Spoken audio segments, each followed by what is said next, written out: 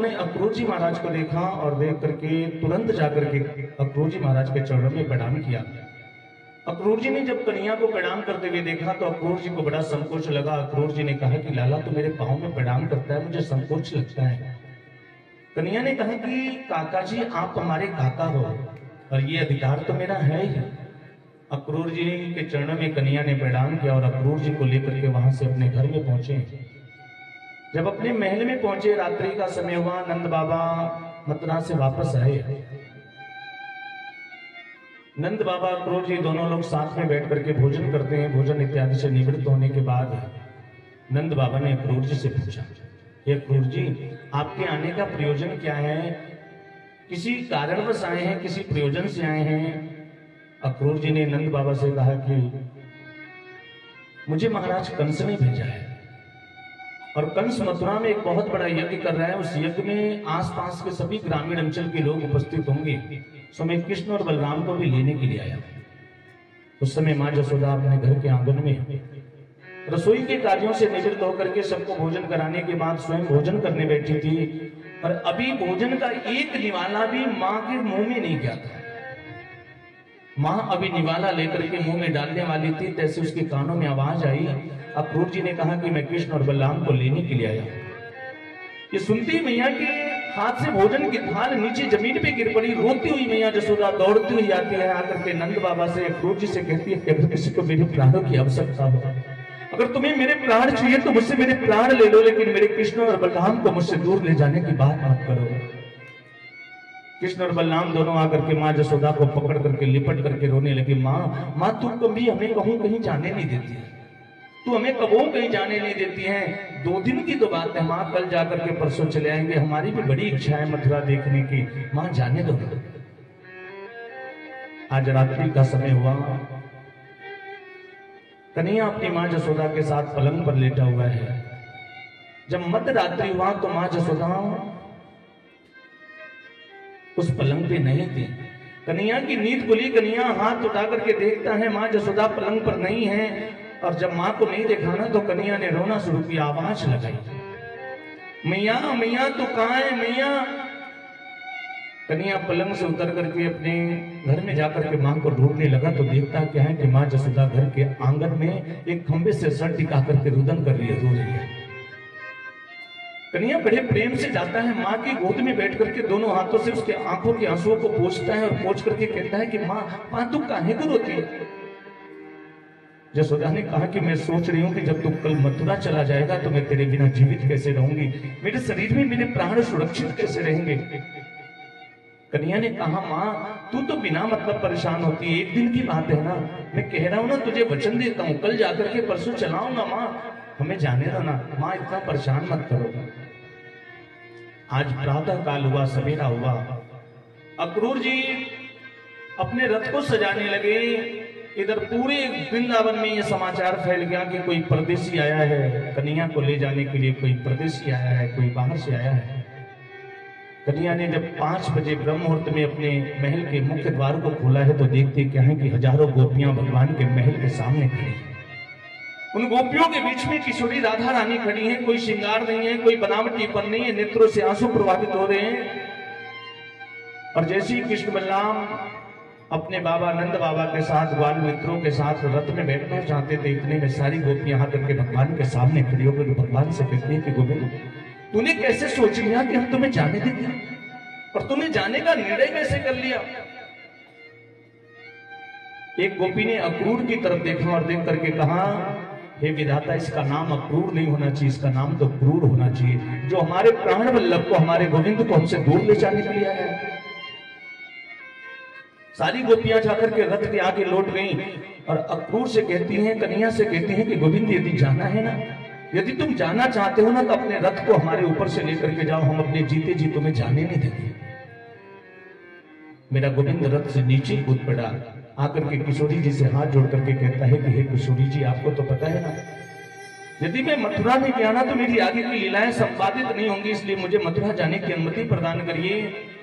किशोरी जी कुछ नहीं बोल रही हैं। कन्हैया उसके बाद रथ में जाकर के विराजमान होता है। अक्रूर जी जैसे ही रथ को चलाना शुरू किया, इधर मां जसोदा अपने घर के आंगन से दौड़ती हुई पागलों की तरह रोती हुई गिरती पड़ती किसी तरह से आवाज लगाती है, नेक कन्या रुको तो सही, कोई रथ को रोको तो सही, नेक रोको तो सही। और जैसी कन्या ने मां की आवाज सुनी ना, तुरंत रथ से नीचे कूद पड़ा। कृष्ण और बलराम दोनों जाकर के मां जसोदा के चरणों में प्रणाम करते हैं, मां से लिपट करके रुदन करने लगे। मां से कहते हैं, मां तो काहे को रोती है? उस समय जसोदा ने कन्या से कहा कि लाला मुझे आज पता चला है, मुझे आज पता चला है कि तू मेरा पुत्र नहीं, तू तो देवकी वासुदेव का पुत्र है। मेरा तो कोई अधिकार ही नहीं है कि मैं तुझे रुकने के लिए भी कहूं। लेकिन एक ग्वालिन गोपी होने के नाते मैं तुझसे निवेदन करना चाहती हूँ कन्हैया, मथुरा में जाकर के तो जब तू कभी इन बातों को सोचेगा कि मिट्टी की मटकी के बराबर भी औकात नहीं, मेरी सामर्थ्य नहीं, एक मिट्टी की मटकी फोड़ने के बदले में मां ने मुझे ऊपर से बांध दिया, इन बातों को जब तू सोचेगा ना तो यही मेरे जीवन का अंतिम क्षण होगा। कन्हैया मां के चरणों में रुदन करता है और रोते हुए कहता है कि मां, मैं दुनिया के सारे वात्सल्य को, सारे वैभव को भूल सकता हूं, लेकिन तुम्हारे वात्सल्य को, तुम्हारे प्रेम को कभी नहीं भूल सकता। मां के चरणों में निवेदन करके कन्हैया और बलराम दोनों रथ में बैठे हैं। इधर मां जसोदा रोती रही और तब तक उस रथ को एक तक तक्की लगा करके देखती रही, जब तक उस रथ की ध्वजा दिखाई देती रही। बोल वृंदावन बिहारी लाल की जय। और मां कन्हैया से कहती है, रो रही है, रुदन कर रही है,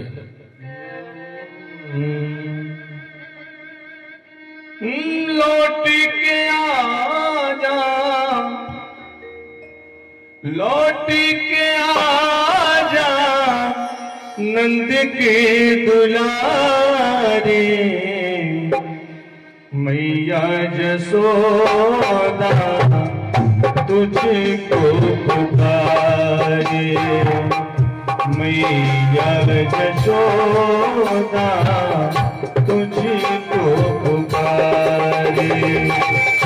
लौट के आजा, लौट के आजा नंद के दुलारे, मैया जसोदा तुझको पुकारे, मैया जसोदा तुझको पुकारे। सभी लोग मीठी मीठी तालियों के साथ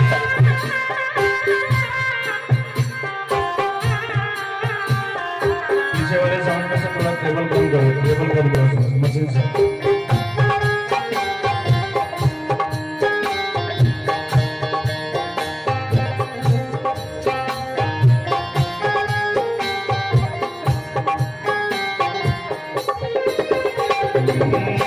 अक्रूर आया मेरे दिल का वो टुकड़ा ले गया,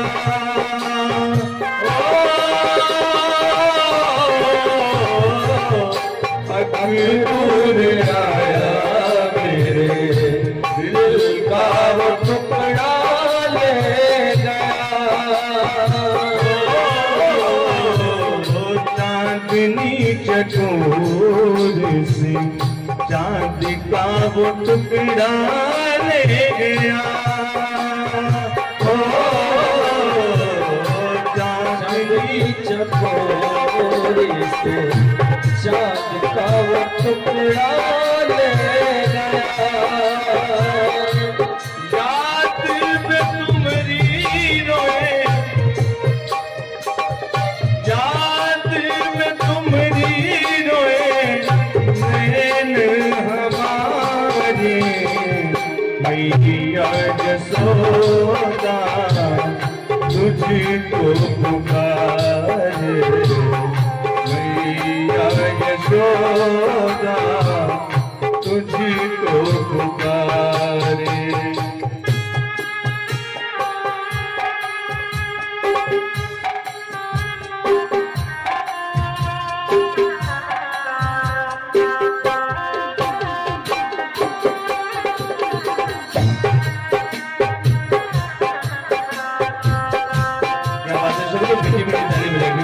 अभी से सोना शुरू कर दिया आप लोगों ने।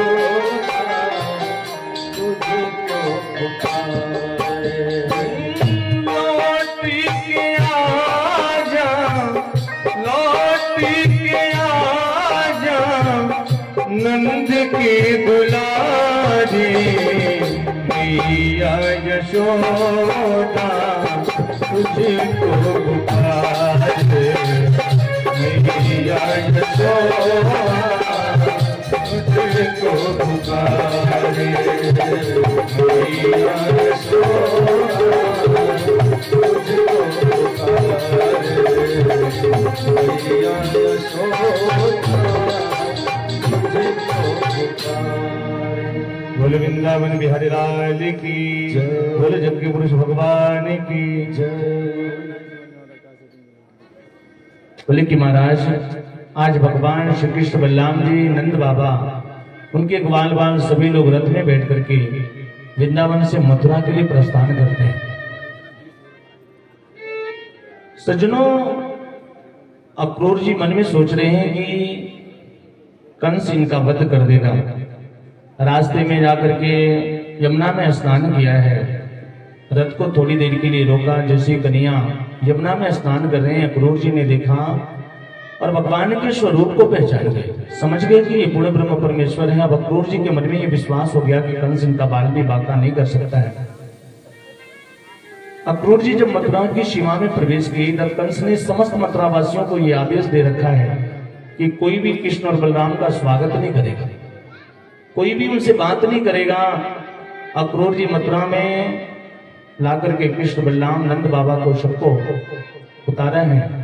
अपने रथ से उतारने के बाद अक्रूर जी ने हाथ जोड़ करके भगवान से निवेदन किया कि प्रभु, मेरी इच्छा है कि आज रात्रि आप हमारे वहां विश्राम करिए। कन्हैया ने कहा कि काका जी अभी समय नहीं है, बाद में प्रयास करेंगे आपके वहां आने के लिए। अक्रूर जी वहां से भगवान को प्रणाम करके चले जाते हैं। उनके जाने के बाद कन्हैया ने नंद बाबा से कहा कि बाबा, हमारी बड़ी इच्छा है मथुरा घूमने की, और आप कहते तो हम थोड़ी मथुरा घूम लेते। नंद बाबा ने कन्हैया से कहा, लाला ये बहुत अच्छी जगह नहीं है, मथुरा कोई बहुत अच्छी जगह नहीं है, यहाँ के लोग बड़े अच्छे नहीं होते हैं। यहाँ अगर तुमने किसी से प्यार में भी सारो कह दिया ना तो झगड़ा हो जाएगा, लड़ाई हो जाएगी। कन्हैया ने कहा, हम किसी से कुछ नहीं कहेंगे बाबा, हमारी बड़ी इच्छा है। उस समय मथुरा बाजार हुआ करता था, शहर हुआ करता था, और गोकुल गांव हुआ करता था। कन्हैया ने कहा कि हमारी बड़ी इच्छा है मथुरा घूमने की। नंद बाबा ने कहा कि ठीक है, अगर बहुत इच्छा कर रही है जाने की तो बलराम जी को आदेश किया कि बलराम तुम साथ में लेकर के जाओ और मथुरा घूम करके पुनः वापस चले आना। बलराम जी, कन्हैया और उनके मित्र सभी लोग आज मथुरा की गलियों में प्रवेश कर रहे हैं। तो कदेव जी कहते हैं कि सज्जनों, इधर मथुरा की जितनी भी स्त्रियां हैं आज कई वर्षों से मथुरावासी मुस्कुराए नहीं हैं, उनकी हंसी को भी कंस ने छीन लिया है। कंस इतना आदमी है। सभी स्त्रियों ने आपस में विचार किया कि कंस हमें भगवान का स्वागत करने के लिए मना किया है, लेकिन हम अपने छत से भगवान को देख तो सकते हैं। सारी स्त्रियां अपने अपने डालियों पर खड़ी होकर के भगवान के ऊपर पुष्पों की बारिश कर रही हैं। भगवान मथुरा की गलियों में प्रवेश कर रहे हैं। पुष्पों की बारिश, पुष्प का एक नाम होता है सज्जनों सुमन। सुमन मने फूल होता है, और सुमन का एक अर्थ होता है सुमने सुंदर, मन मने मन। आप अपने मन को जब सुंदर बनाओगे ना, अपने हृदय को मथुरा बनाओगे, तो आपके हृदय में एक न एक दिन परमात्मा मथुरा की गलियों में घूमने के लिए अवश्य आएगा। आज कन्हैया घूमते घूमते सबसे पहले धोबी घाट पे पहुंचा है, जहां बहुत सारे धोबी लोग कपड़ों को धुलाई कर रहे थे। एक धोबी के पास जाकर के कन्हैया ने उस धोबी से कहा, मामा जी राम राम। धोबी भगवान की बातों को सुनकर के भी अनसुना कर रहा है। भगवान और पास में पहुंच गए।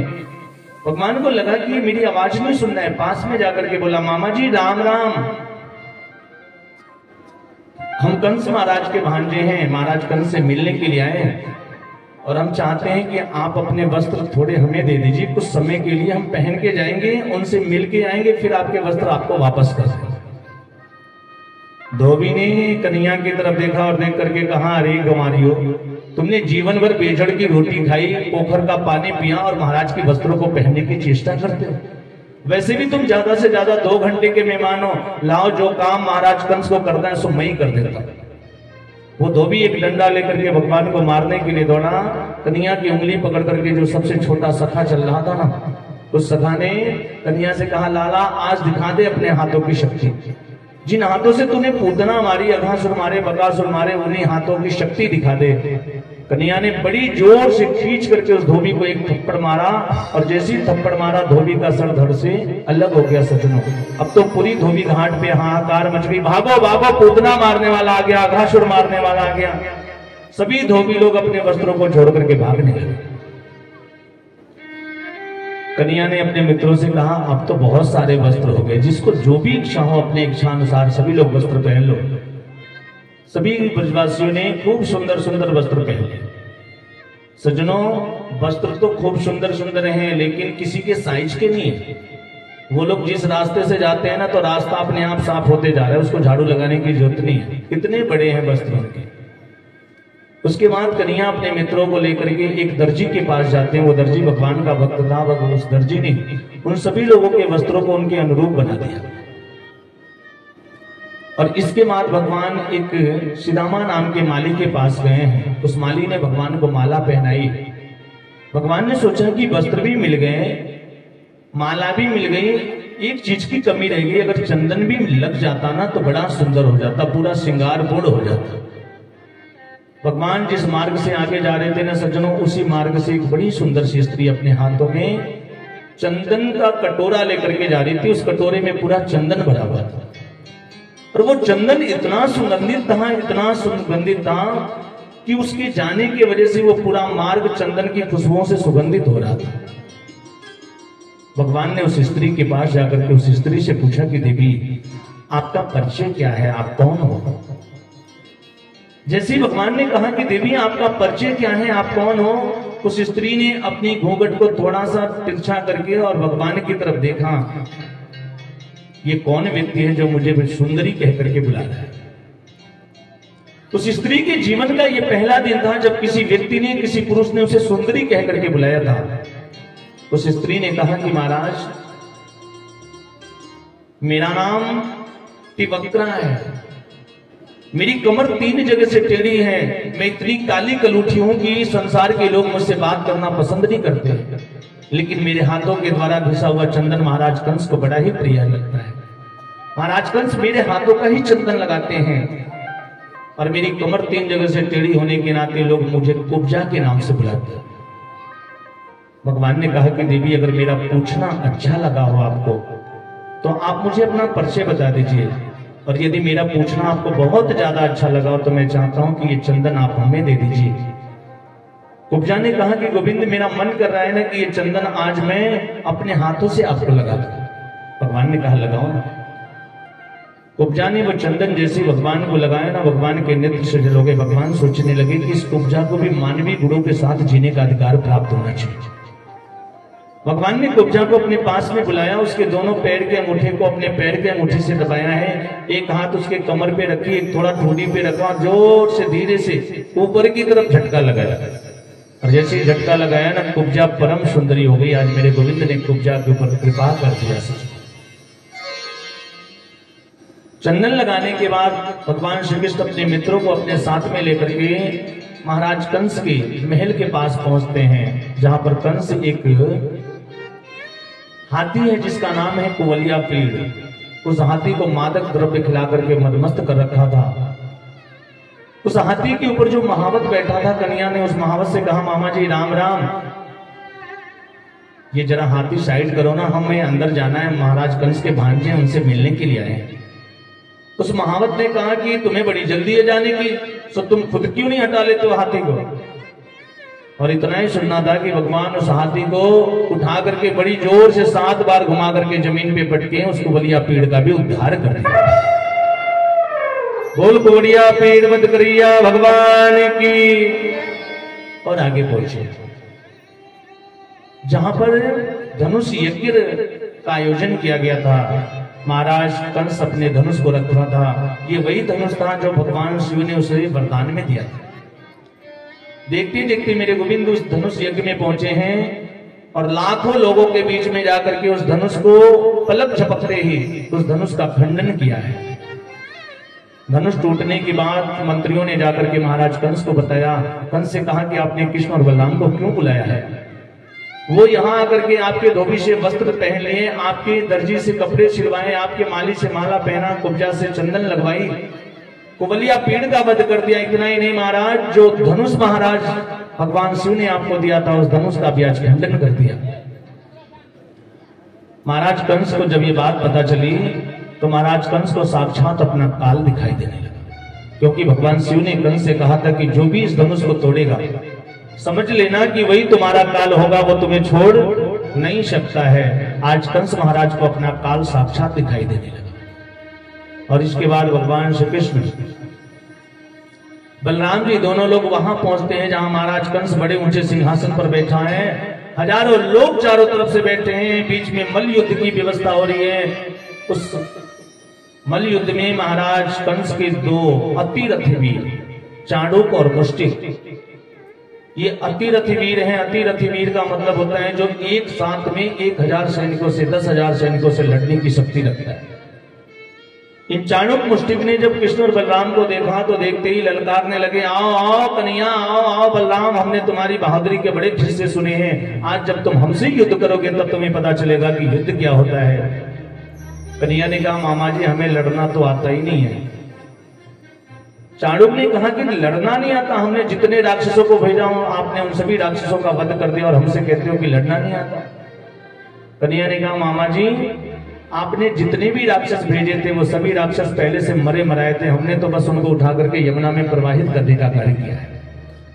देखते ही देखते जो चाणूक था वो भगवान श्री कृष्ण को पकड़ लिया, जो मुष्टिक था वो बलराम जी को पकड़ लिया और बड़ा भयंकर युद्ध होने लगा। सच में उस युद्ध में बलराम जी ने जो मुष्टिक था ना उसके ऊपर इतनी जोर से मुष्टिका का प्रहार किया कि मुष्टिक भी रुधिर बमन करते हुए जमीन पे गिर पड़ा और मुष्टिक का भी उद्धार हुआ। कन्हैया ने चाणूक का उद्धार किया है और उसके बाद दौड़ करके जाते हैं महाराज कंस, जहां बहुत ऊंचे सिंहासन पर बैठा है, महाराज कंस के पास कन्हैया पहुंच गए। वहां जाकर के कंस महाराज को बड़ी जोर से उसके केस को पकड़ करके और जोर से खींचा है। कंस ने कहा, कन्हैया ये क्या कर रहे हो, कैसी सभ्यता है, कोई अपने मामा के साथ ऐसा व्यवहार करता है क्या? मेरे केसों को छोड़ दो, मुझे बहुत तकलीफ हो रही है, बहुत दर्द हो रही है, पीड़ा हो रही है। कन्हैया ने कहा, मामा जी याद करो आज के तकरीबन 30-35 वर्ष पहले जब आपने मेरी माँ देवकी के केस को पकड़ करके खींचा था, उस समय क्या मेरी माँ को पीड़ा नहीं हो रही थी? क्या देवकी को कष्ट नहीं हुआ था? कहते ना सज्जनों कि जाके पग नहीं फटी बवाई, सो का जाने पीर पर आई। आज पता चला कि दूसरे के केस को पकड़ करके खींचते हैं तो कितना तकलीफ होता है। मामा जी आप मेरी नजरों में, मेरे आंखों में आंखें डाल करके देखो, मेरे नेत्रों में देखो, मैं तुम्हें मुक्ति प्रदान करूंगा। और इतना कहकर के कन्हैया ने कंस महाराज को सिंहासन से नीचे धकेल दिया। कंस सीढ़ियों पे गिर गया और यहाँ आने के बाद कन्हैया ने बड़ी जोर से कंस महाराज को मुष्टिका प्रहार किया है और कंस रुधिर बमन करते हुए जमीन पे गिर पड़ा, अंत में अपने प्राणों का अंत कर देता है। इस प्रकार से भगवान ने कंस का भी वध कर दिया। बोल कंस वध करिया भगवान की जय। आज कई वर्षों के बाद सभी मथुरावासी बड़े प्रसन्न हैं, क्योंकि कंस जब से राजा बना था सबकी हंसी को भी छीन लिया था। आज मेरे गोविंद की अवस्था 11 वर्ष 56 दिन की हुई है सच, और 11 वर्ष 56 दिन का कन्हैया देखने में 16 वर्ष की भांति प्रतीत होता है। इसके बाद कन्हैया जाते हैं, अपने नाना उग्रसेन जी को बंदी गृह से मुक्त किया है और उनके बाद अपनी माँ देवकी और वासुदेव को बंधनों से मुक्त किया है। अपनी माता देवकी वासुदेव जी के चरणों में कन्हैया साष्टांग लौट करके प्रणाम कर रहे हैं। आज माँ देवकी बार बार बड़े ध्यान पर भगवान को निहार रही है और अपने मन में विचार करिए, मन ही मन माँ जसोदा को धन्यवाद देती हैं। एक एक दिन गिन गिन करके देवकी ने रखा है। उसको याद है कि मेरा गोविंद कन्हैया जब मुझसे दूर गया था तो मात्र कुछ पल का था, आज लौट करके आया है तो 11 वर्ष 56 दिन हो गए। और ये 11 वर्ष 56 दिन का कन्हैया 16 वर्ष की भांति प्रतीत हो रहा है। ये माँ जसोदा के वात्सल्य का प्रभाव है। माँ जसोदा ने ऐसा लालन पालन किया है कन्हैया का। आज अपने नाना को राजगद्दी पर अभिषिक्त किया है। सभी ब्रजवासियों ने कन्हैया से कहा कि लाला अब हमें वापस चलना चाहिए, अब हमें वापस वृंदावन चलना चाहिए। माँ जसोदा हमारी प्रतीक्षा कर रही होंगी। कन्या ने उस समय उन समस्त ग्वाल वालों से 2 शब्द में कह दिया, आप लोग शीघ्र चलिए, मैं आने का प्रयास करूंगा। सुखदेव जी कहते हैं कि राजा परीक्षित उस समय जो करुण कर्दन हुआ ना, उसका कोई वर्णन नहीं कर सकता। जिन ग्वाल वालों ने भगवान के बिना एक पल भी रहना नहीं सीखा है, उन ग्वाल वालों से मेरे गोविंद ने 2 शब्द में कह दिया कि आप लोग शीघ्र चलिए और मैं शीघ्र आने का प्रयास करूंगा। सभी ग्वाल वाल हाथ जोड़ करके कन्या से कहने लगे, लाला हमसे कोई गलती हो गई है क्या? हमसे कोई अपराध हो गया है क्या? तो हमारे साथ जाने से मना क्यों कर रहा है? नंद बाबा ने कहा, लाला तू क्या कह रहा है? हम जब वापस जाएंगे माँ जसोदा हमसे पूछेगी तो हम उनसे क्या जवाब देंगे? तुमने भी तो आते समय माँ से कहा था ना कि मैं परसों चलाऊंगा। कन्या ने कहा कि बाबा बात ही कुछ ऐसी है, अगर मैं वापस चला गया तो मेरी आगे की लीलाएं संपादित नहीं होंगी, इसलिए मुझे थोड़ा समय लगेगा। और इतना कह करके भगवान मौन हो गए। सभी ब्रजवासी नंद बाबा दोनों अपने ब्रजवासियों को लेकर के वहां से जाने लगे, बार बार पीछे मुड़ मुड़ करके रुदन कर रहे हैं। देखते देखते आज सभी ब्रजवासी वहां से प्रस्थान करके उनके जाने के बाद देवकी और वासुदेव ने भगवान श्री कृष्ण का यज्ञोपवीत संस्कार करवाया है। यज्ञोपवीत समझते हैं ना?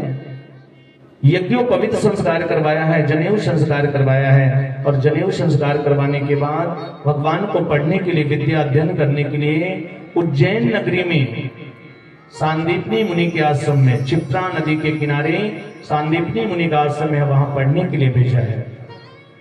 भगवान श्री कृष्ण और बलराम दोनों जाते हैं सांदीपनी मुनि के गुरु जी के आश्रम में विद्या अध्ययन करने के लिए। सज्जनों, यहीं पर भगवान की मित्रता सुदामा जी से हुई। भगवान वहां जाकर के मात्र 64 दिनों में 16 कलाओं का अध्ययन किए हैं। गोविंद ने धनुर्विद्या, शास्त्र विद्या वहीं पढ़ा। अपने गुरुदेव के मरे हुए पुत्र को यमपुरी से लाकर के वापस प्रदान किया है। पंचजन्य नाम के राक्षस को मार करके मेरे गोविंद ने पंचजन्य नाम का शंख प्राप्त किया। और उसके बाद अपने मित्र सुदामा को अपने गले लगा करके कहते हैं कि मित्र, अगर कभी मौका मिले ना तो मेरी मथुरा में अवश्य आना। सुदामा जी ने कहा कि मैं प्रयास करूंगा। इतना कहकर के भगवान वहां से वापस चले आते हैं। सज्जनों, लेकिन जिस दिन से मेरा गोविंद विद्या अध्ययन करके वापस लौटा है ना सज्जनों, उस दिन से हर समय एकांत में बैठ करके रुदन करता है, निराश रहता है, एकांत में बैठ करके रोता रहता है। एक दिन की बात है, मैया देवकी अपने हाथों से भगवान के लिए भोजन बना करके थाल में परोस करके और अपने हाथों से भगवान श्री कृष्ण को भोजन कराने के लिए जा रही थी। जैसी माँ देवकी भगवान श्री कृष्ण के महल में प्रवेश की और कन्या ने मैया देवकी को देखा ना, तो देवकी को देखते उसे माँ जसोदा की याद आ गई। आज कई वर्षों के बाद उसे माँ जसोदा की याद आई। मन में सोचने लगा कि मेरी माँ जसोदा इसी प्रकार से मुझे अपने हाथों से भोजन कराती थी।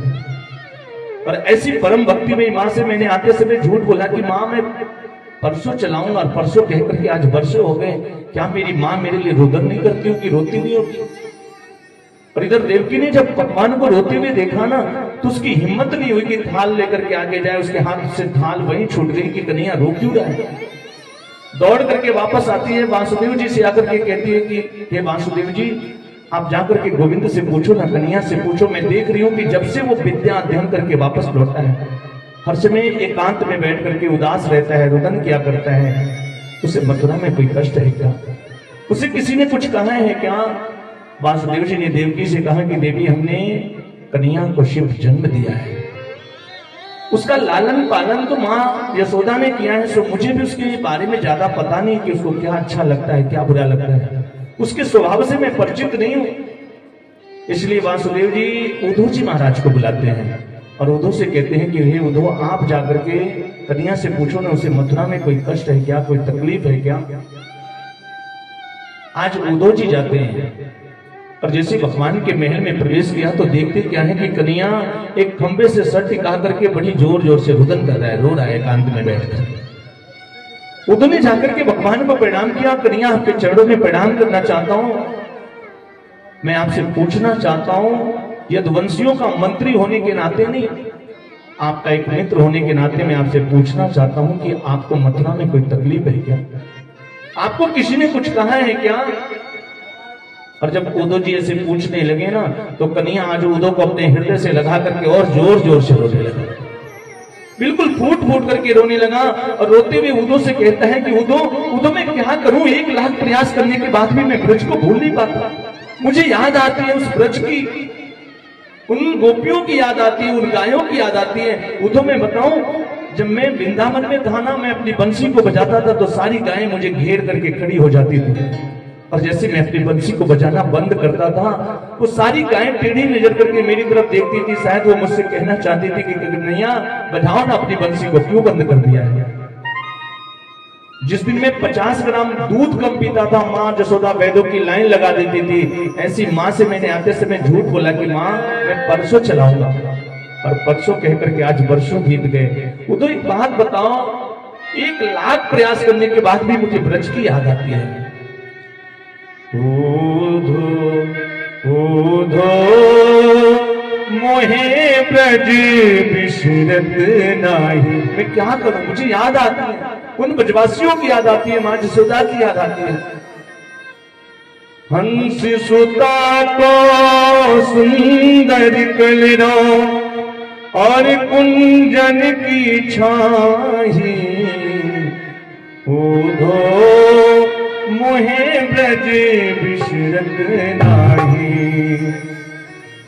एक बात बताओ दो, जब मुझे उन ब्रजवासियों की इतनी याद आती है, मैं उनको इतना याद करता हूं, तो क्या वो ब्रजवासी भी मुझे याद करते होंगे कि नहीं करते होंगे। उदो ने कहा कि कन्हैया अवश्य याद करते होंगे।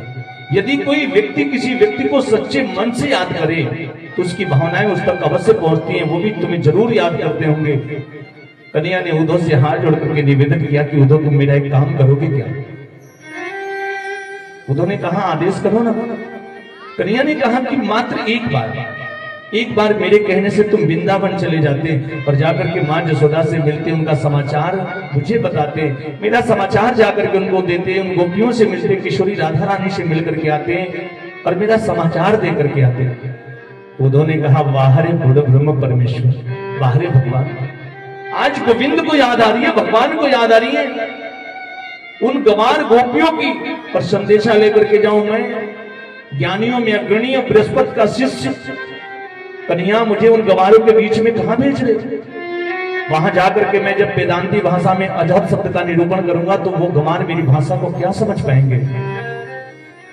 कन्हैया ने उदो से कहा कि उदो इतना अभिमान ठीक नहीं है, वहां जाकर के थोड़ी सरल भाषा में बात करने का प्रयास करना। उदो ने कहा कन्हैया तुम कहते हो तो मैं चला तो जाऊंगा, लेकिन वहां जाकर के 1 घंटे से ज्यादा नहीं रुकूंगा। कन्हैया ने कहा कि ठीक है मत रुकना, लेकिन जाओ तो सही। आज उदो तैयार हो रहे हैं। कन्हैया ने उदो से कहा घनश्याम ने उदो से वृंदावन जरा जाना, वहां की गोपियों को ज्ञान का कुछ तत्व समझाना। कहा हंस कर कि उदो ने अभी जाता हूं वृंदावन, जरा देखूं तो कैसा है वहां अनुराग का बंधन। ये कैसी गोपियां हैं जो ज्ञान बल को कम बताती है, निरर्थक लोक लीला का सदा गुणगान गाती है। मैं भी तो देखूं ये कैसी गोपियां हैं जो ज्ञान को कमजोर बताती हैं। और वो गोपियां क्या कहती हैं कि निस दिन बरसत नैन हमारे, निस दिन बरसत नैन हमारे। सदर हत पावन ऋतु हम पे, सदर हत पावन ऋतु हम पे, जब से श्याम सिधारे, निस दिन बरसत नैन हमारी, निस दिन बरसत नैन हमारे। मशीन से थोड़ा सा हल्का सा टेबल बढ़ाओ, आधा पाउंड मशीन से क्या यहीं से बढ़ाओ, यहीं से बढ़ाओ।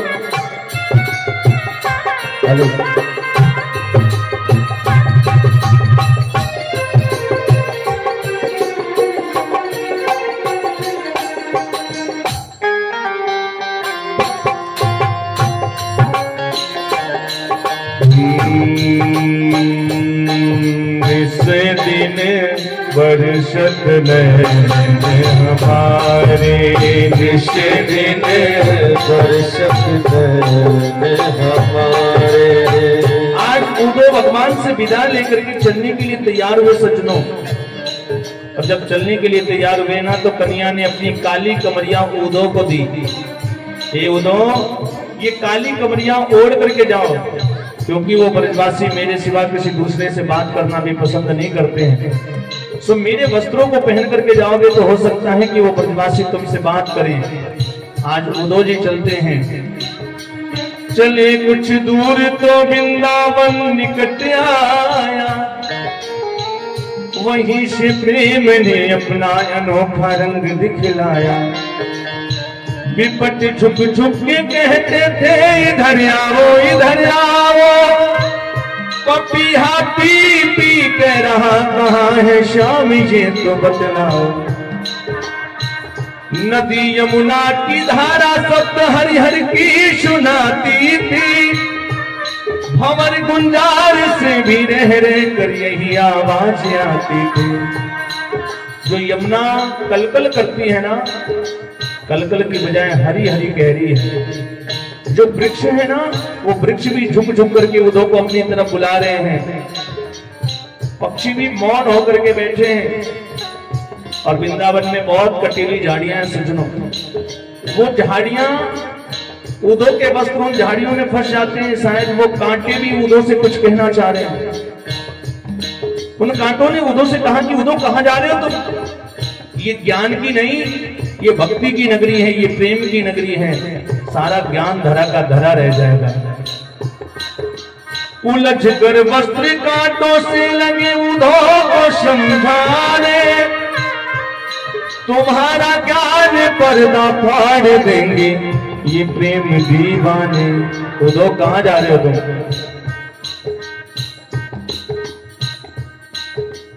अखिया हरि दर्शन की प्यासी, अखिया हरि दर्शन की प्यासी, हरि दर्शन की प्यासी। देखण जात कामल नैन को, देखण कमल नैन को, देखण चाहत कामल नैन को, देखण चाहत कमल नैन को। निस दिन रात उदासी, अखिया हरि दर्शन की प्यासी, अखिया हरि दर्शन की प्यासी, अखिया हरि दर्शन की प्यासी, अखिया हरि दर्शन की प्यासी, अखिया हरि दर्शन की प्यासी।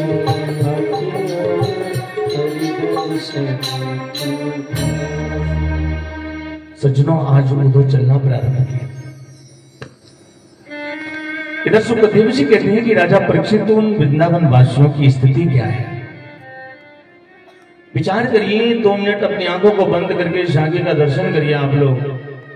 जिस दिन से मेरा गोविंद उन ब्रजवासियों को छोड़ करके गया है ना, कन्या ने आते से मैं ब्रजवासियों से कहा था कि मैं शीघ्र आने का प्रयास करूंगा। उस दिन से रोज सभी ब्रजवासी मथुरा से वृंदावन वाले मार्ग पर, जैसे सूर्य उदय होता है आकर के सभी मथुरा से वृंदावन वाले मार्ग पे आके बैठ जाते हैं। सुबह से शाम तक प्रतीक्षा करते हैं, इंतजार करते हैं। हो सकता है कन्हैया ने कहा था परसों आने के लिए, आज वो परसों वाला दिन हो, आज हमारा गोविंद आ रहा होगा। सुबह से शाम तक बैठ करके प्रतीक्षा करते रहते हैं, इंतजार करते रहते हैं। और जब सूर्य अस्त हो जाता है ना, शाम हो जाती है, तो ब्रजवासी लौट करके वापस चले जाते हैं। वर्षों बीत गए लेकिन ब्रजवासियों ने इंतजार करना बंद नहीं किया। उनको ये विश्वास है कि हमारा गोविंद एक न एक दिन जरूर आएगा। रोज का वही नियम है और नित्य की भांति आज भी सभी ब्रजवासी मथुरा से वृंदावन वाले मार्ग पर जाकर के बैठे हैं। इतने में उधर से एक रथ को आते हुए देखा है। जैसे ही उद्धव के रथ को देखा ना तो ब्रजवासियों को लगा कि आज हमारा गोविंद आ रहा है। उसने कहा था परसों आने के लिए, वो परसों वाला दिन आज है। आज हमारा गोविंद हमसे मिलने के लिए आ ही गया। सभी ब्रजवासी उस रथ की तरफ दौड़ने लगे, भागने लगे। और ब्रजवासियों के बीच में एक छोटा सा नन्हा सा बाल सखा था, वो वहीं बैठा रहा। ब्रजवासियों ने कहा कि अरे तू कन्या से मिलने नहीं जाएगा क्या? ब्रजवासियों ने जब पूछा कि तू कन्या से मिलने नहीं जाएगा क्या, उस छोटे से सखा ने जवाब दिया कि आने दो कन्या को।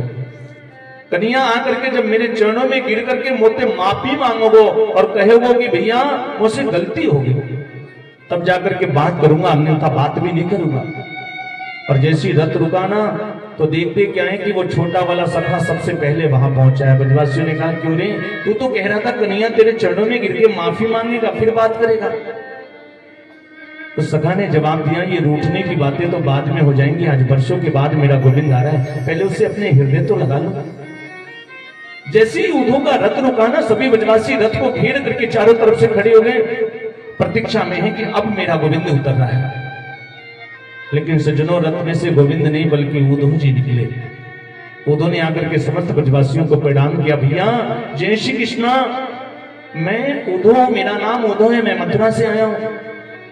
ब्रजवासियों ने जब उद्धव को देखा ना तो सभी ब्रजवासी अपना मुंह घुमा करके दूसरी तरफ खड़े हो गए। उदास होकर के, निराश होकर कहते हैं कि बाहर एक कन्या, बाहर एक गोविंद।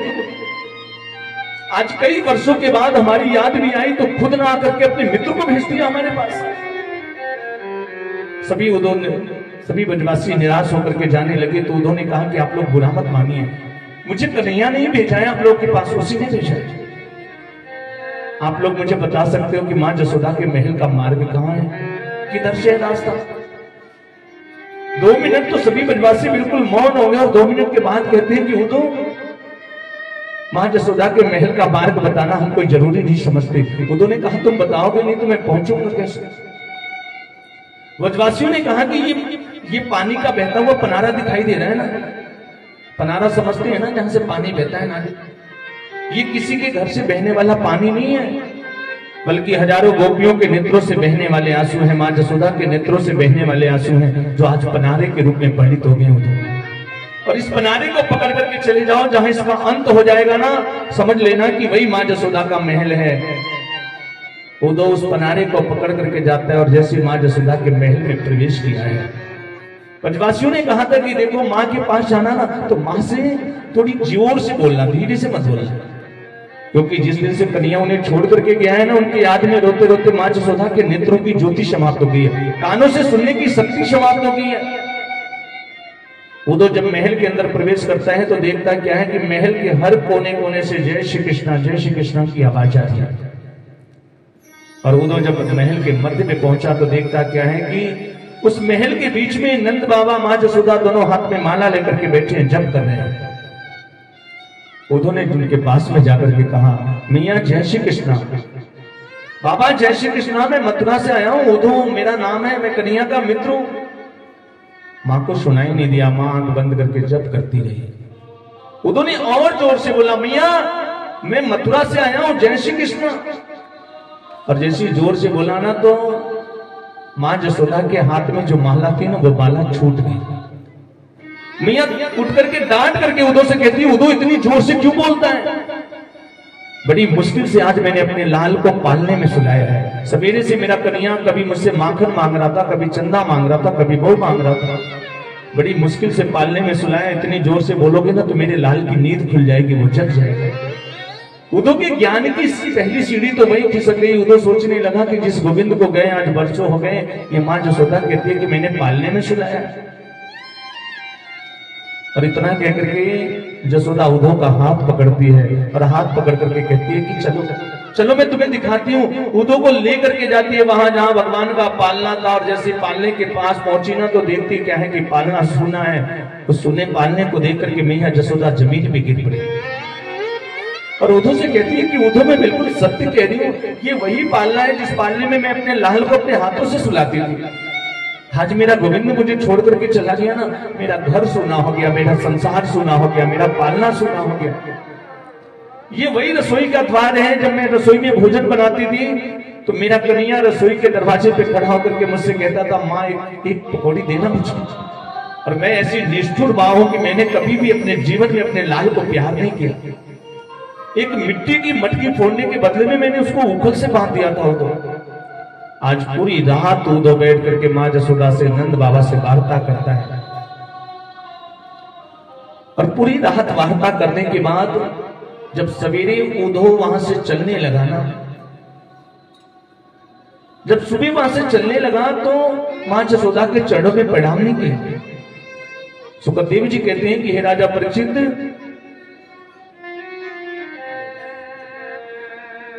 उसने मां के चरणों में प्रणाम नहीं किया, बल्कि मां के चरणों की धूली अपने मस्तिष्क पे लगाई है और मन में सोच रहा है कि मैं मां जसोदा के चरणों में प्रणाम करने के लायक नहीं हूं, काबिल नहीं हूं।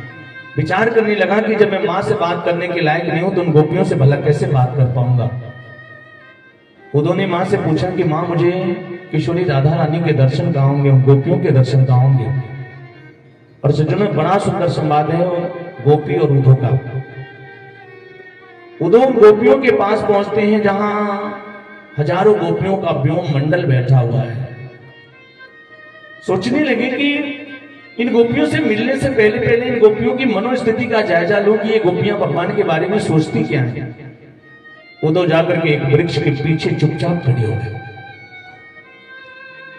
इधर हजारों गोपियां खड़ी हैं, उनके बीच में किशोरी राधा रानी चुपचाप बैठी हैं। कोई श्रृंगार नहीं है, नेत्रों से आंसू प्रवाहित हो रहे हैं, पूरा शरीर सूख करके लकड़ी हो गया है। एक गोपी ने हाथ जोड़ करके किशोरी जी से कहा कि किशोरी जी, आज मुझे स्वप्न में कन्हैया के दर्शन हुए थे। मैंने सपने में देखा कि कन्हैया मेरे घर आया था, मेरे घर आकर के माखन चुरा रहा था, और जैसे मैं उसका हाथ पकड़ना चाहती थी ना, इतने में मेरी नींद खुल गई। एक दूसरी गोपी ने कहा किशोरी जी, आज कन्हैया ने मुझे भी सपने में दर्शन दिया था। मैं सपना देख रही थी कि मैं जमुना पे जल भरने के लिए गई हूं, कन्हैया मेरी मटकी को उठा करके मेरे सर पे रखा है, मेरे पीछे पीछे मेरे घर तक आया, और जैसे मैं पीछे मुड़ करके उसका हाथ पकड़ना चाहती थी ना, इतने में मेरी नींद खुल गई। एक तीसरी गोपी ने कहा कि हे किशोरी जी, आप हमें कभी अपने बारे में कुछ नहीं बताते। क्या आपको कभी गोविंद के दर्शन नहीं होते? क्या आपको कन्हैया कभी स्वप्न में दिखाई नहीं देता है? किशोरी जी हाथ जोड़ करके कहती हैं कि जिन गोपियों को मेरा गोविंद स्वप्न में दिखाई देता है, जिन भी गोपियों को मेरा गोविंद स्वप्न में दिखाई देता है, वो सभी गोपियां भाग्यशाली हैं, सौभाग्यशाली हैं। सपने पश्यन्ति या कांतम या कास्ता सखियोषिता। सपने पश्यन्ति या कांतम, जिस दिन से मेरा गोविंद मुझे छोड़ करके गया है ना, ये सौतन ये बैरन नींद भी मुझे छोड़ करके चली गई है, और जब मुझे नींद ही नहीं आती है तो मैं स्वप्न कहां से देखूंगी। उदो इन गोपियों की बातों को सुन रहा था, मन में सोचने लगा कि भगवान को गए इतने दिन हो गए, और क्या इतने दिनों से किशोरी जी आज तक सोई नहीं है। इतने में एक गोपी ने कहा कि बहन, मैंने तो अपने जीवन में कसम खा लिया है, मैंने तो सौगंध खा ली है कि आज के बाद कभी किसी काले व्यक्ति से प्रेम नहीं करूंगी। ये जितने काले होते हैं ना संसार में, जितने काले हैं, ये बाहर से काले तो होते ही, अंदर से भी काले होते हैं। और इतने में सज्जनों एक भौरा उधर से भौंभों की आवाज करते करते उन गोपियों के बीच में आ गया। उस गोपी ने कहा, देखो ये भौरा भी काला है, जरूर ये भी उसी कपटी कृष्ण का ही कोई मित्र होगा। उस भौरे ने कहा है, मेरे कन्हैया को कपटी मत बोलो। गोपी जवाब दे रही है। उस गोपी ने कहा, क्यों ना बोले कपटी? अरे हमें सब पता है वो इस जन्म का नहीं, जन्म जन्मांतर का कपटी है, और जिस किसी ने भी उससे प्रेम किया है ना, उसको सिर्फ धोखा ही मिला है। इस एक जन्म का नहीं, कई जन्म जन्मांतरों का कपटी है। जिस किसी ने भी इससे प्रेम किया उसको सिर्फ धोखा ही मिला है। क्या बिगाड़ा था राजा बाली ने? छुप करके गए, जाकर के बाण मार दिया उसको। राजा बलि ने क्या बिगाड़ा था इनका? 3 बिलात के पौने बनकर के गए, राजा बलि का सर्वस्व छीन लिया। सुपर्णखा का अपराध क्या था? बस इतना ही ना कि तुम सम पुरुष न मोसम नारी, ये संयोग विधि रचा बिचारी। भगवान से प्रेम करने के लिए गई, उसके नाक कान कटवा दिए। राजा हरिश्चंद्र ने प्रेम किया, अपने आप को बेचना पड़ा, अपनी पत्नी को बेचना पड़ा, अपने बेटे को भी बेच देना पड़ा। राजा शिवी ने प्रेम किया, अपने शरीर के मांस के टुकड़े को काट काट करके तराजू पे तौलना पड़ा। राजा मोरध्वज ने प्रेम किया, अपने ही बेटे के सर पे आरी चलाना पड़ा। जिस किसी ने भी इससे प्रेम किया है ना, उसको धोखा ही मिला है। और आज हमें देख लो भौरे, हमने भी इससे प्रेम किया और उस प्रेम का परिणाम यह है कि एक एक पल उसकी याद में तड़प रही है। इतने में एक सखी ने कहा कि ये बात अगर इस भौरे ने जाकर के कन्हैया से कह दिया ना तो कन्हैया नाराज हो जाएगा। उन सभी गोपियों ने भौरे से हाथ जोड़ करके कहा कि भौरे, ये बात तुम कन्हैया से मत कहना, तुम तो ये बताओ कि हमारा गोविंद जहां भी है वहां सुखपूर्वक है ना, वो हमें एक बार भी याद करता है कि नहीं करता है। और यदि वो एक बार भी हमको याद कर लेगा ना तो हम समझेंगे कि हमें सब कुछ मिल गया। भौरा वहां से चला जाता है। उसके जाने के बाद उद्धव जी आते हैं, आकर के उन समस्त गोपियों के चरणों में प्रणाम करके उद्धव ने कहा कि मैं बृहस्पति का शिष्य, ज्ञानियों में अग्रणी उद्धव, और आप समस्त देवियों के श्री चरणों में प्रणाम करता हूं। निवेदन से इतना करना चाहता हूं कि आप जिस श्री कृष्ण को प्रियतम मान करके पूज रही हो ना, वो कृष्ण साक्षात ब्रह्म है। और ये बात मैंने अपने गुरुदेव बृहस्पति से जाना है। ब्रह्म का हाथ नहीं होता है। एक बार जीव की वृत्ति निर्गुण ब्रह्म में लग जाए सजनों, तो जो जीवन का भटकाव है ना, वो भटकाव समाप्त हो जाता है। इसलिए मन को ब्रह्म में बनाओ, मन को ब्रह्म में लगाओ, और जितना तुम याद कृष्ण को करती हो ना, इतना याद अगर ब्रह्म को करती तो तुम्हें ब्रह्म की प्राप्ति हो जाती। उद्धव जब ये बात गोपियों से कह रहे हैं, यहीं से उद्धव और गोपी संवाद प्रारंभ होता है सजनों। उद्धव जब ये बात गोपियों से कह रहे थे ना, तो गोपी टेढ़ी नजर करके उद्धव की तरफ देख रही और उद्धव से कहती है कि उद्धव तुम बिल्कुल ठीक कह रहे हो, आप बिल्कुल ठीक कह रहे हो कि मन को ब्रह्म में लगाएं। लेकिन हम आपसे पूछना चाहते हैं, यदि किसी व्यक्ति के पास मन ही ना हो तो वो क्या करे? उद्धव ने कहा, इस संसार में ऐसा कौन है जिसके पास मन नहीं है? उस गोपी ने कहा कि हर व्यक्ति के पास एक ही मन होता है, और हमारा मन तो पहले से ही कृष्ण के चरणों में लगा है, सो दूसरा मन कहां से लेकर के आए जो ब्रह्म में लगाए? गोपी ने उद्धव से कहा कि उद्धव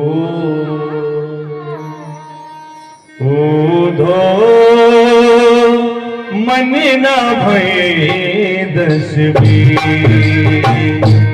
उद्धव मन ना भय दस बीस, एक होता सो गयो श्याम संग, एक होता सो गयो श्याम संग, अब कुंवरा देवी उद्धव मन ना भय दस बीस,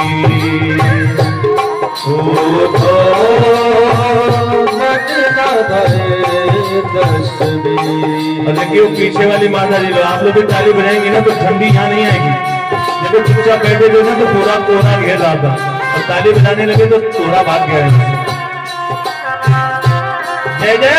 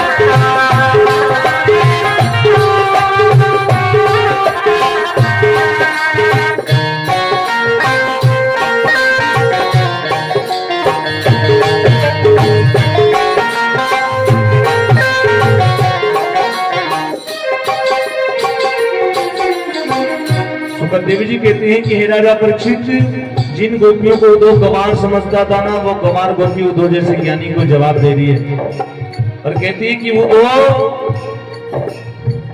तुम तो सखा श्यामा सुंदर के, तुम तो सखा श्यामा सुंदर के, तुम तो सखा श्यामा सुंदर के, तुम तो सखा श्यामा सुंदर के, सकल योगिक सकल योगिक बोधो मन न भरे तस्वीर, बोधो मन न भरे तस्वीर।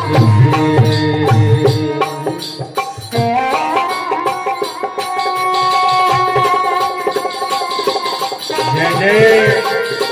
जो लोग साल में बैठे हैं ना उनको ज्यादा ठंडी लग रही, मैं देख रहा हूँ। वो सुन तो नहीं जाओ इनमें।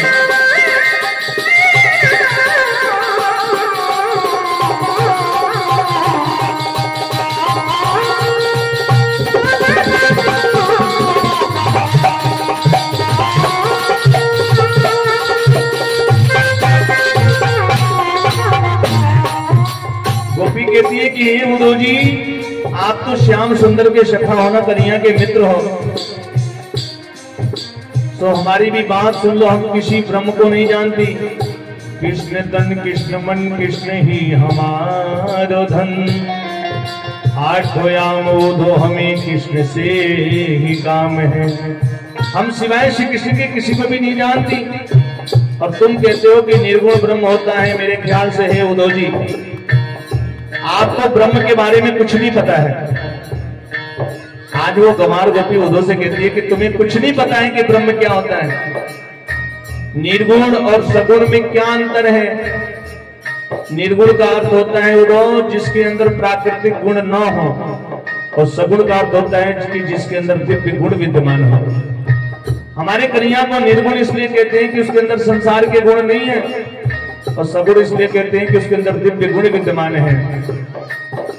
आप कहते हो कि ब्रह्म के हाथ नहीं होते, ब्रह्म के पैर नहीं होते। अगर उसके हाथ नहीं होते तो हमारे घर आकर के माखन कैसे चुराता? उसके पैर नहीं होते तो वो गौचारण करने कैसे जाता? रामचरितमानस में गोस्वामी जी ने बताया है कि पग बिनु चलहि सुनहि बिनु काना, जिसके पैर नहीं है फिर भी चलता है, कान नहीं है लेकिन वो सुन सकता है। ये उदो, हमें तो लगता है कि तुम्हारी मति, तुम्हारा विवेक, तुम्हारा ज्ञान तुम्हारा साथ नहीं दे रहा है।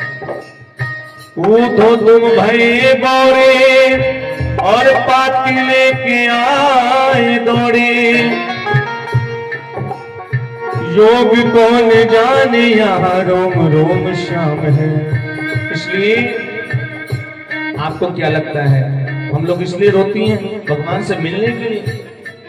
अगर सिर्फ मिलने के लिए रोती ना तो मथुरा से वृंदावन की दूरी 14 से 15 किलोमीटर है। हम सवेरे उठती और सवेरे उठ करके मथुरा जाती, एक दिन में 2 बार जाकर के भगवान से मिल के चली आती। लेकिन हमने भी कसम खा रखी है, हमारी भी प्रतिज्ञा है। सुन लो, चाहे श्री कृष्ण हमें हृदय से लगा करके पीस डाले, चाहे अपने पैरों की ठोकर से हमें निकाल दे, जीवन पर्यंत हमसे कभी ना मिले, यूं ही तड़पाता रहे, जैसी इच्छा हो उस लंपट की वैसा करे। हम उसकी याद में रोते रोते अपने प्राणों का अंत कर देंगे, लेकिन सिवाय श्री कृष्ण की और किसी को नहीं चाहेंगे। कन्हैया कन्हैया पुकारा करेगी, कन्हैया कन्हैया पुकारा करेगी, ओ कन्हैया कन्हैया पुकारा करेंगे, कन्हैया कन्हैया पुकारा करेंगे। लताओं में ब्रज की गुजारा करेंगे, लताओं में ब्रज की गुजारा करेंगे। राधे श्याम।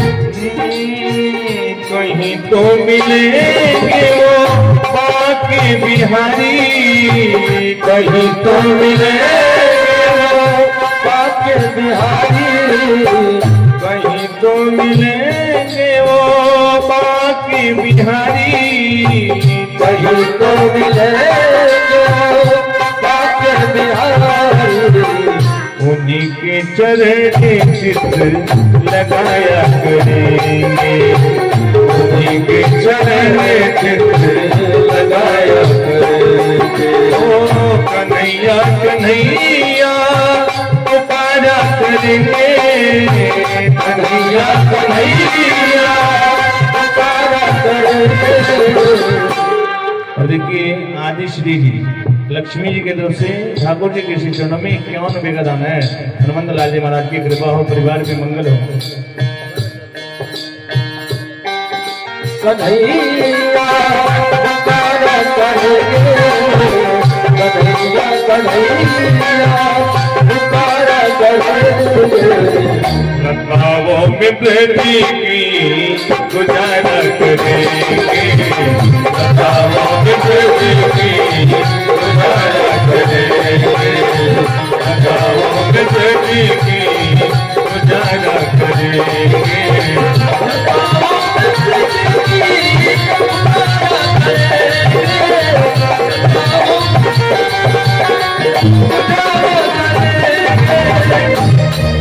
बोल जग के पुरुष भगवान की जय, बोल वृंदावन बिहारी लाल की जय। आज सज्जनों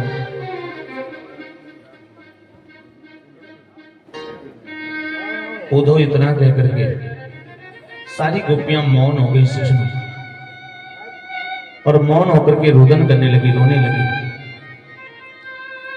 उन गोपियों के नेत्रों से निकलने वाले आंसू एक पनारे के रूप में परिणित हो गए, और वही पनारा एक नदी के रूप में परिणित हो गया, और वही नदी एक भाव अथाह भाव सागर के रूप में परिणित हो गया, जिसमें उद्धव जैसा ज्ञानी डुबकी लगाने लगा सज्जनों। और उद्धव को जब होश आया, 7 महीने के बाद उद्धव को जब होश आया, तो अपने आप को गोपियों के चरणों में पाता है उद्धव जब वहां से चलने लगा ना, तो गोपियों के चरणों की धूली को अपने मस्तिष्क पे लगाया है, जो ये कह करके आया था कि मैं 1 घंटे से ज्यादा नहीं रुकूंगा। आज 7 महीने तक वहीं पड़ा रहा, उसे अपनी भी सुध नहीं रही। उन गोपियों से उद्धव ने कहा कि मैं आप सभी को वचन देता हूं कि आज सूर्य अस्त बाद में होगा, उसके पहले कन्हैया आप लोगों के पास में होंगे। ये उद्धव का वादा है आप सभी से। उद्धव जब वहां से चलने लगा ना, सुखदेव जी कहते हैं कि राजा परीक्षित, उद्धव मनी मन सोच रहा है और भगवान से प्रार्थना कर रहे हैं कि हे भगवान, दोबारा यदि कभी मैं इस संसार में मुझे जन्म मिले, दोबारा इस संसार में मैं अगर आऊं, तो ऐसी कृपा करना, अगर मैं मनुष्य बनने के लायक हूं तो मुझे ब्रज में ही अवतार देना, और यदि मेरे कर्म ऐसे नहीं है कि मैं मनुष्य बन सकूं, मनुष्य बनने के लायक नहीं हूं, तो मुझे पशु बना देना, लेकिन वो पशु भी इस ब्रज मंडल में बनाना। और यदि मैं पशु भी बनने के लायक नहीं हूं ना, तो एक घास बना देना, एक तिनका बना देना, लेकिन वो घास भी इस ब्रज मंडल में बनाना, ताकि गोपियों के चरणों का स्पर्श हो जाए, उनके चरणों की धूली मेरे सर पे चढ़ जाए और मेरा जीवन धन्य हो जाए। बाबा जी को पैसा दो, पैसा दो, दादा को पैसा दो, बाबा को कौन दिया है? नाम नहीं लेना, आदि श्री बस। अच्छा देखिए, बिटिया की तरफ से 2100 रुपया ठाकुर जी के श्री चरणों में दाना है। भगवान कल्याण करे, हनुमंत लाल जी महाराज की कृपा हो, परिवार में मंगल हो।